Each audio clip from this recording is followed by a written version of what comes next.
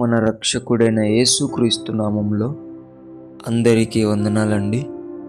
ఈరోజు దేవుని మాటలు కీర్తనల గ్రంథము 25వ అధ్యాయము 11వ వచనం.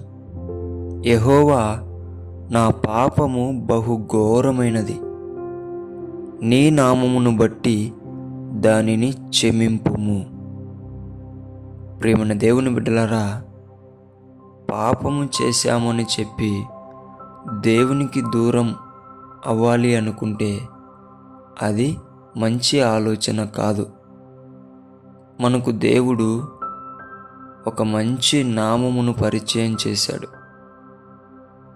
ఆ నామము వలన మనకు క్షమాపణ కలుగుతుందని ఆలోచన చేసి నీవు ఆయన దగ్గర నిలిచి ఉండడం ఒక మంచి ఆలోచన. దేవుని బిడ్డలారా, మనమందరం కూడా పాపం చేస్తూ ఉంటాం, కానీ చేశామని దేవునికి దూరం అవుతూ ఉంటాం. కానీ దావీదు భక్తుడు చూడండి, అయ్యా, నా పాపం బహు ఘోరమైనదయ్యా, కానీ నేను ఈ పాపం చేశానని నీకు దూరమైతే నేను బ్రతకలేనయ్యా. నీ నామమును బట్టి నాకు క్షమాపణ దయచేయండి అయ్యా అని ఆయన దగ్గర మోకరించి కన్నీటితో బ్రతిమాలాడుకుంటున్నాడు. అదే విధముగా మనం కూడా పాపం చేశామని దేవునికి దూరం అవ్వకోకుండా ఆయనని విడిచిపెడితే మనము బ్రతకలేం. మనకి ఇంకో దిక్కు లేదు. ఆయనే మన దిక్కై ఉన్నాడు, ఆయనే మనకు సర్వమై ఉన్నాడు.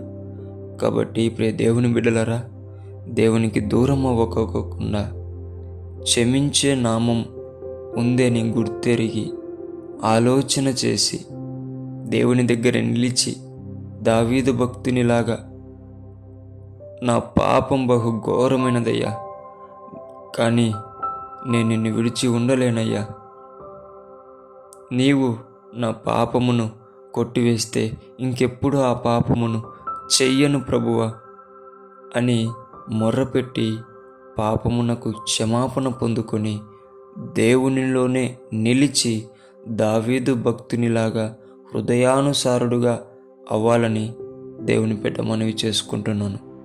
దేవుడి మాటలను దీవించునుగాక. ప్రార్థించుకుందాం. యేసయ్యా, మీకు వందనాలు నాయనా. నీ బిడ్డలు ఎంతోమంది ప్రభువా పాపం చేసి నీకు దూరం అవ్వాలని ఆలోచిస్తున్నారయ్యా.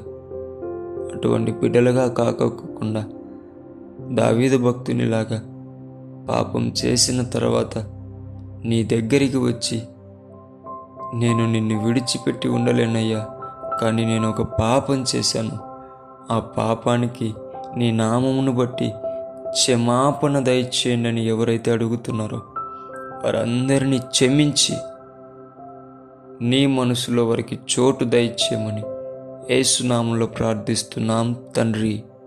ఆమేన్.